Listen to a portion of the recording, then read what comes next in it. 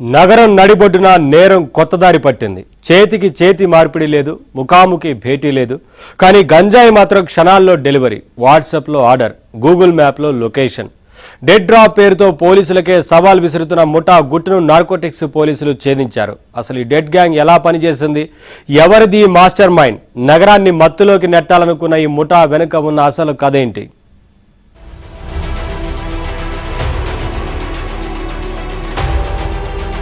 హైదరాబాద్లో గంజాయి అక్రమ రవాణాపై ఈగల్ ఫోర్స్ పోలీసులు ఉక్కుపాదం మోపారు.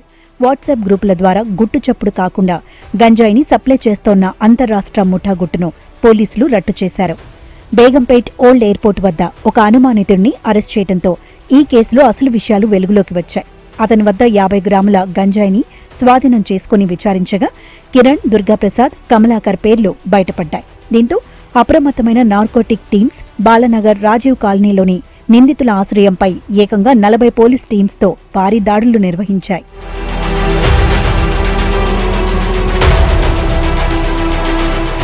ఈ సోదాల సమయంలో నిందితులు పోలీసులపైకి భయంకరమైన కుక్కలను వదిలారు.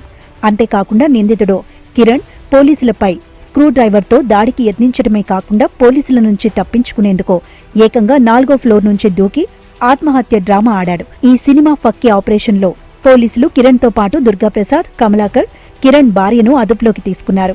బాలానగర్ ప్రాంతంలో రాజు కాలనీలో వీళ్ళు నివసిస్తున్నారనేది ఐడెంటిఫై చేసి వెంటనే ఈరోజు early morning different teams form చేసుకొని వాళ్ళ ఇంట్ల మీద రేడ్ చేయడం జరిగింది. రేడ్ చేసే సమయంలో మా inspector Mallesh and other teams, మా హైదరాబాదు నార్కోటిక్స్ టీము, తర్వాత రాచకొండ నార్కోటిక్స్ టీం, వీళ్ళంతా కలిసి వాళ్ళ ఇంటి మీద రేడ్ చేసినప్పుడు ఈ బొల్లా బ్రదర్స్ తాము పెంచుకుంటున్న కుక్కల్ని మా పోలీసుల మీదకి వదలడం జరిగింది. అంతేకాకుండా కిరణ్ అనే వ్యక్తి, బొల్లా కిరణ్ అనే వ్యక్తి మా పోలీసు మల్లేష్ అనే ఇన్స్పెక్టర్ మీద దాడి చేసి స్క్రూ డ్రైవర్తో చేతి మీద పొడవడం జరిగింది. అంతేకాకుండా మళ్ళీ పారిపోతూ బంగ్లా మీద నుండి ఒక బిల్డింగ్ మీద ఇంకో బిల్డింగ్ మీద దూకుతూ ఒక ఓల్డ్ లేడీ దగ్గర సెల్ ఫోన్ స్నాచ్ చేసుకొని తాను ఆత్మహత్య చేసుకుంటాను పోలీసులు అన్నట్టుగా ఒక వీడియో తయారు చేసి పడేయడం జరిగింది. కానీ వెంటనే మన పోలీసులు అప్రమత్తమై అతన్ని కస్టడీకి తీసుకోవడం జరిగింది. ఒడిషా నుంచి నగరానికి గంజాయిని సరఫరా చేస్తున్న 5గురిని కూడా అరెస్ట్ చేశారు. నిందితుల నుంచి భారీగా 14 కేజీల గంజాయి, ఒక air gun, car, bike, mobile ఫోన్లను సీజ్ చేశారు. వాట్సాప్లో ప్యాకెట్ ఫోటో పంపి డెలివరీ చేసే ఈ ముఠ 2022 నుంచి ఇప్పటి వరకు ఏకంగా 203 మందికి గంజాయి సప్లై చేసినట్లు పోలీసులు గుర్తించారు. వీరిలో 100 మందిని పరీక్షించగా 72 మందికి డ్రగ్స్ పాజిటివ్ వచ్చినట్లు డీఎస్పీ నరసింహరావు స్పష్టం చేశారు.